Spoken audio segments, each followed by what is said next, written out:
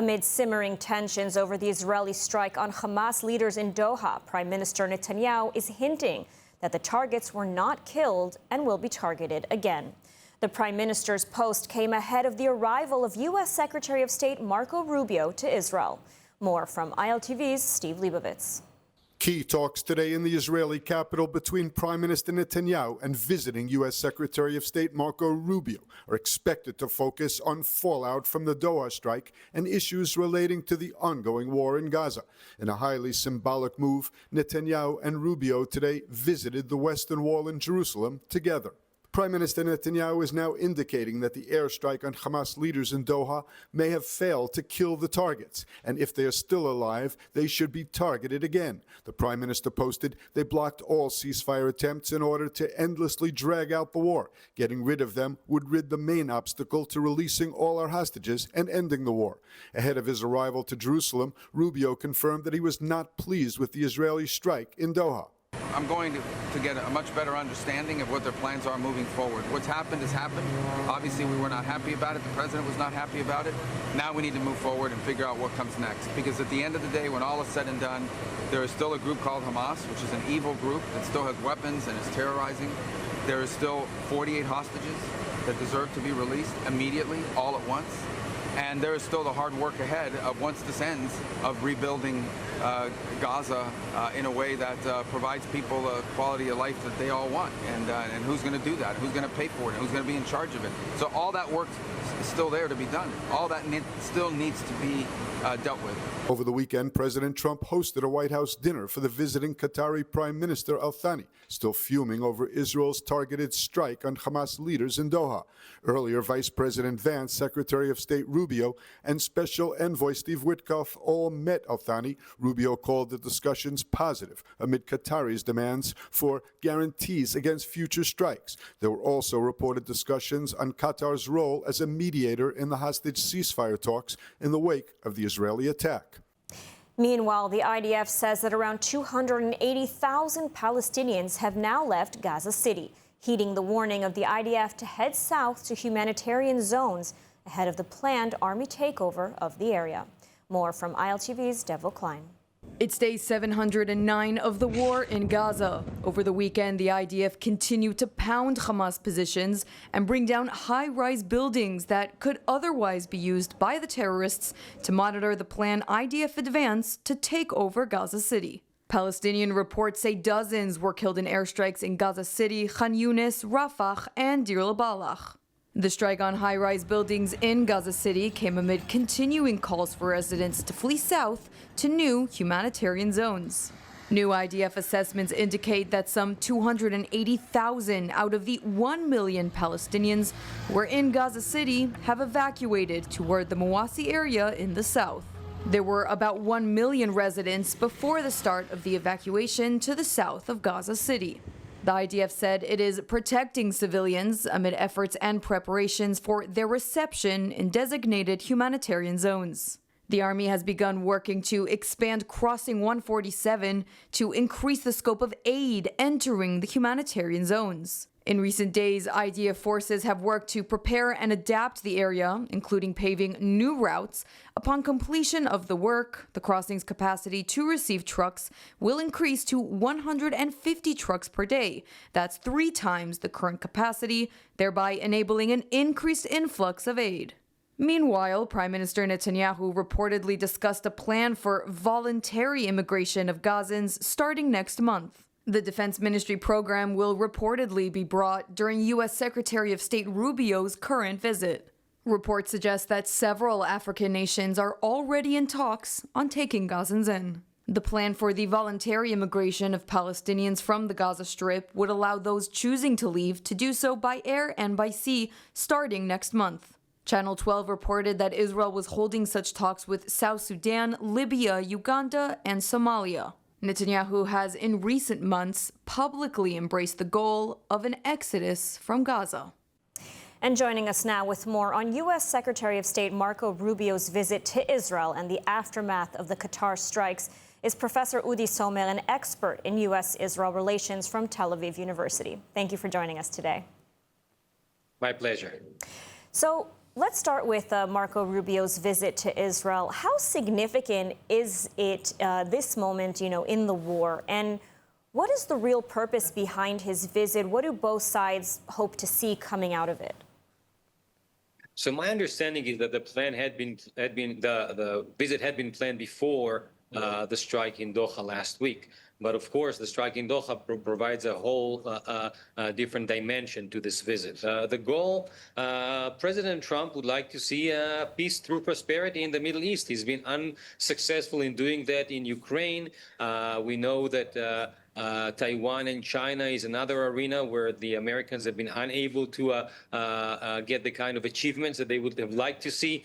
We saw the summit in Tianjin 3 weeks ago and the military parade afterwards, where China showed its military muscle. And the Middle East is a place where Trump has been able to make progress to achieve such an agenda of peace through prosperity with the goal of winning the Peace Nobel Prize. Now, in order for that to happen, there needs to be a political infrastructure in order to redraw the Middle East in a way that is going to be a peaceful region. And the Abraham Accords are the key piece or the key infrastructure for this kind of political infrastructure. The strike in Doha, apart from the other types of complications that it created, actually may not necessarily undermine, but shake the foundations of this political infrastructure. And my sense is that what Secretary of State Marco Rubio is trying to do now is to see how you can make progress with Gaza,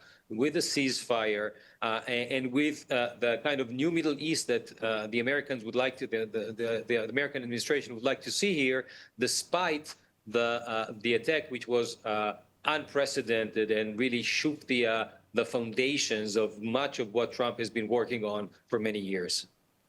And I have to say, for me at least, the meeting is causing a bit of deja vu. I mean, if you can remember in the early days of the war, then U.S. President Biden would send his Secretary of State to meet Netanyahu. I think he sent him 7-8 times. Every time he was concerned or wanted something out of Israel. Do you think that's the case here? Is that the message that President Trump is sending now too?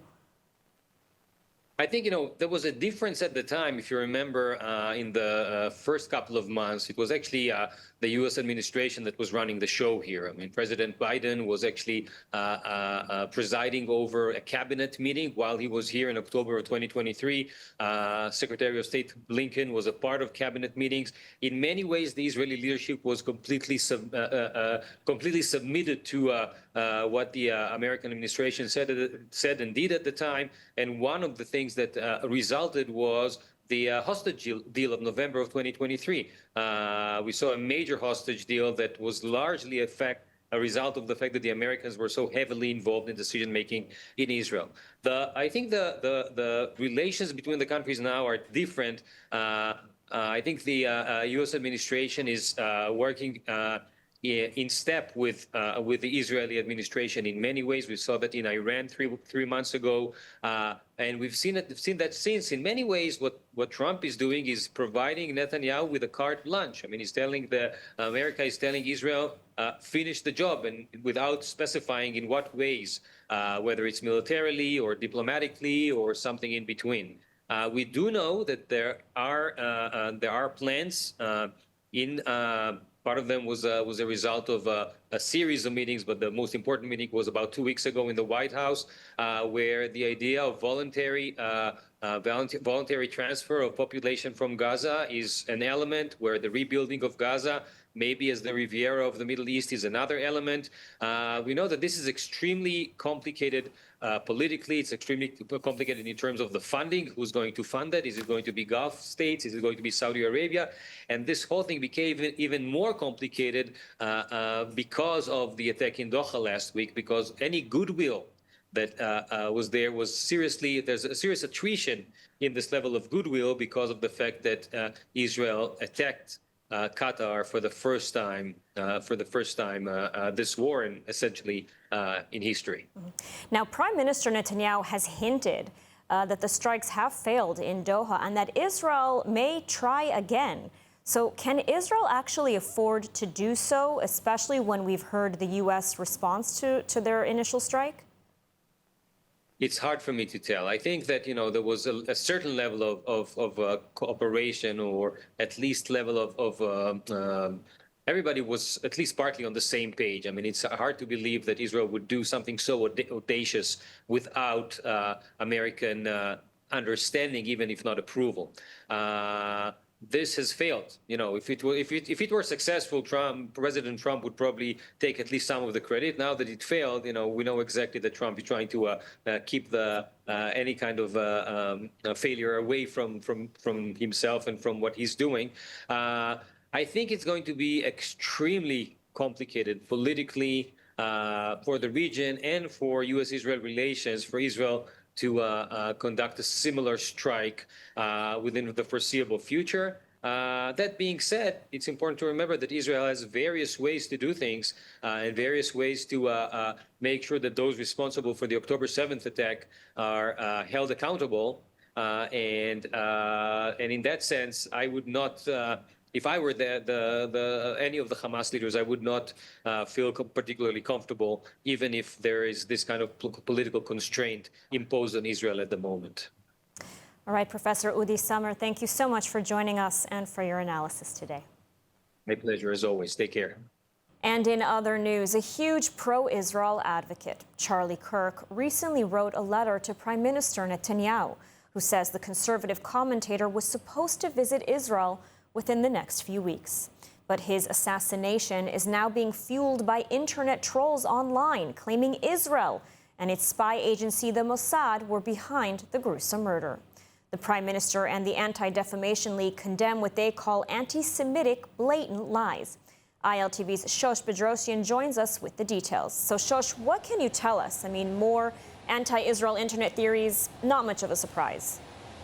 Well, we know that 22-year-old Tyler Robinson is currently in custody at this time for the assassination of Charlie Kirk. After nearly a 30-hour manhunt, ultimately his father turned him in. But people online were quick to rush and to blame the Jewish people and Israel for his death.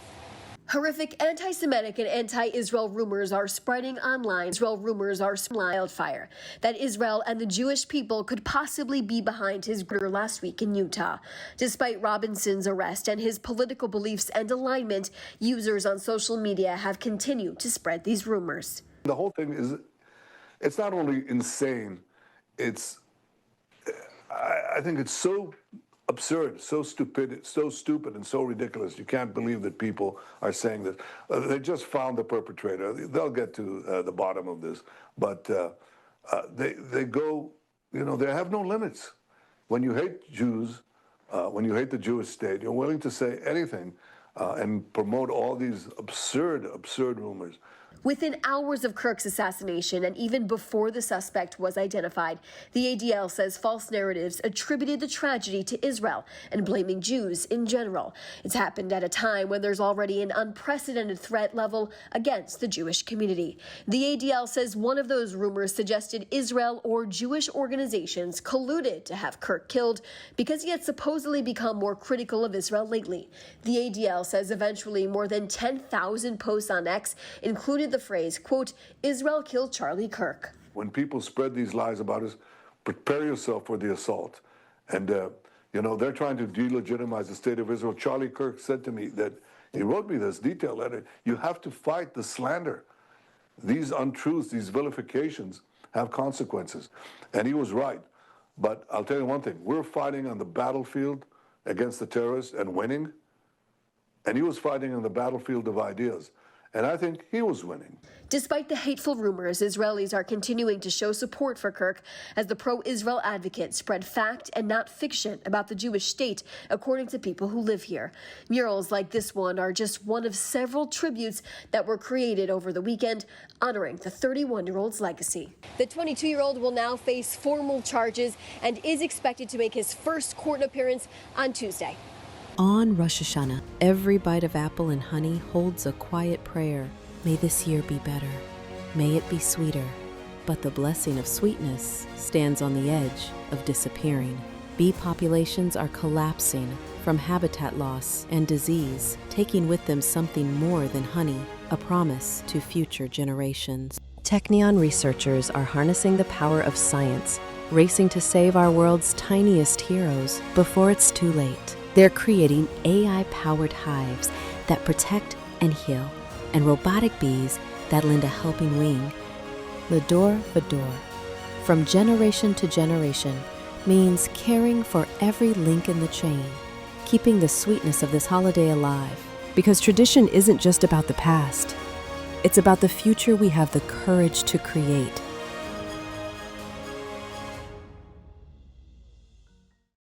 Meanwhile, the United Nations has decided to endorse a declaration paving the way towards a so-called two-state solution. The resolution was slammed by Israel and the United States as one-sided. When looking at the language of the resolution, it includes the right of return, a clause which essentially means that the only Jewish state in the world, Israel, would turn into yet another Arab-majority state, while the Palestinians would also receive a state of their own. Take a look. The United Nations General Assembly on Friday overwhelmingly voted to endorse a declaration paving the way towards a two-state solution. The resolution, drafted by France and Saudi Arabia, received 142 votes in favor, 10 against, with 12 abstentions. According to the French UN ambassador, the resolution involves an immediate ceasefire in Gaza and the release of all the hostages, the establishment of a Palestinian state, the disarmament of Hamas, and exclusion from governance in Gaza. The vote comes ahead of a meeting of world leaders set for September 22nd on the sidelines of the high-level UN General Assembly, where Britain, France, Canada, Australia, and Belgium are expected to formally recognize a Palestinian state. Both the United States and Israel have rejected the resolution. You choose not to see the truth, to ignore the facts. Israel will not wear that blindfold. We see the hostages. We see the terror. We see this declaration for what it is, a political gesture, an act of theater. Madam President, we will not allow Hamas to win in this assembly what it could not gain on October 7th. And in another historic move this weekend, Prime Minister Benjamin Netanyahu signed off on plans to advance the long-delayed E1 project near Ma'ale Adumim, a strategic development of East Jerusalem. Speaking at the ceremony, Netanyahu declared there will be no Palestinian state. This place belongs to us. The plan will add over 3,400 homes and modern infrastructure to expand Israeli sovereignty and security in Judea and Samaria. Finance Minister Bezalel Smotrich called the step a giant leap toward full annexation. Total investment is expected to reach nearly $1 billion, marking a move toward blocking the creation of a Palestinian state. אנחנו אמרנו, לא תקום מדינה פלסטינית, ואכן לא תקום מדינה פלסטינית. המקום הזה הוא שלנו. אנחנו נדאג גם למורשתנו, גם לארצנו וגם לביטחוננו. There was an epidemic. Thousands went blind. Yet one woman had a vision. It started with 2 nurses from America. Today, it's 2 world-renowned medical centers, pioneering breakthroughs and treating more than 1 million people a year. This is the work of Hadassah, America's largest Jewish women's organization, a life-changing force in Israel. For over 100 years, our vision has been clear: to help heal our world. This is Hadassah. And a massive protest under the name Unite the Kingdom took place in central London, drawing over 100,000 people by some accounts and millions in others in one of the UK's biggest right-wing anti-immigration demonstrations in recent memory. The event was organized by right-wing activist Tommy Robinson, who billed it as a march for free speech, British heritage, and culture. Robinson positioned himself at the forefront, framing the event as a pivotal moment in what he calls a cultural revolution in Britain. Tommy Robinson is openly pro-Israel. He calls himself a Zionist and regularly attends pro-Israel rallies. He sees Israel as the front line of Western defense against radical Islamism and sees Hamas and radical Islam as a direct threat to both Israel and to Europe. And our final story this evening: how do you feed hundreds of thousands of needy people for Rosh Hashanah? Today, we're going behind the scenes to see one of Israel's largest food distributors in action, Yad Ezra v'Shulamit. We are here in Givat Shaul in Jerusalem at one of 4 Yad Ezra v'Shulamit warehouses. Volunteers actually come here every single week to pack up and distribute food to the poor across Israel. Today, we have a special opportunity because we are following the food all the way to its final destination, into the hands of the needy. We're here in Piskat Ze'ev for a chalukah, a distribution of food. And as you could see, we have onions and yogurts and chicken, and people come here who don't have, and when they leave, they're set for the week. That's 12,000 food baskets feeding over 70,000 people every single week of the year. And now on Rosh Hashanah, 62,000 food baskets and grocery vouchers are needed for the upcoming holiday. We will be feeding hundreds of thousands of people in Israel for the holiday with your help. The food items provide full nutritional value for the needy. So not only fresh fruits and vegetables, but also proteins like chicken, fish, beans, dairy products, as well as a variety of pantry staples.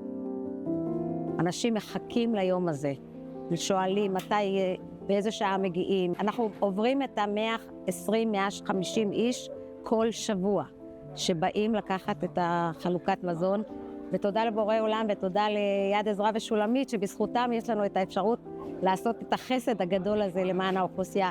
מגיעים משפחות ברוכות ילדים, אלמנות, אברכים, עולים חדשים, מכל גווני הקשת, וכולם כל כך נהנים מהתרומה הזאת. אני רוצה להודות לעזרא ושולמית על כל הנתינה, על כל העזרה, על האכפתיות, על השפע שהם נותנים, ואנחנו ממש מעריכים אתכם, באמת. אני רוצה להגיד תודה רבה ליד עזרא ושולמית, שהם באמת עוזרים בהכל, ממש זה אין מה לדבר, זה ממש עוזר לנו בהכל. זה פשוט נותן להם אור בחג. למשל האישה, המשפחה שמקבלת את הסל מזון של המוצרים היבשים והפירות והירקות. אני לא יכולה בעצמי לקחת, הם באים, עושים לי את זה. אני מודה לכם. תודה רבה ויום טוב. Take a good look at these people waiting for a food basket. Who would you turn away? The widow, the orphan, the handicapped father, the young mother with young children, the Holocaust survivors. I know I don't want to turn anyone away, and I know you don't want to either. Together we can do this. We can feed everyone who needs food and sustenance and nutrients for a joyous holiday together. So give a food basket, give whatever you can. Just scan the QR code on your screen. Israel has had such a difficult year, but it's Rosh Hashanah. It's a chance for a new year, a fresh start. We wish everyone sweetness and joy, and I know that you do too. The ILTV community has always been there for the poor of Israel. We know that you'll be there this time. Thank you as always for your love and support. Give what you can, give from the heart, give joyously, and please scan the QR code so that you can go ahead and do that. And now let's take a look at the weather forecast. Clear skies are expected around most of the country tonight, with temperatures reaching lows of 23 degrees Celsius or 74 degrees Fahrenheit. Then tomorrow we'll see clear skies alongside steady temperatures with highs of 32 degrees Celsius or 91 degrees Fahrenheit. And that's a wrap for today's news. For the latest updates from Israel on all your devices, be sure to follow our ILTV channels and our new live channel. And you can also catch us on Screen IL with 24/7 live coverage. Stay informed with the latest news straight from the heart of Israel. I'm Ladar Gravelazi. Be well, and thank you so much for watching.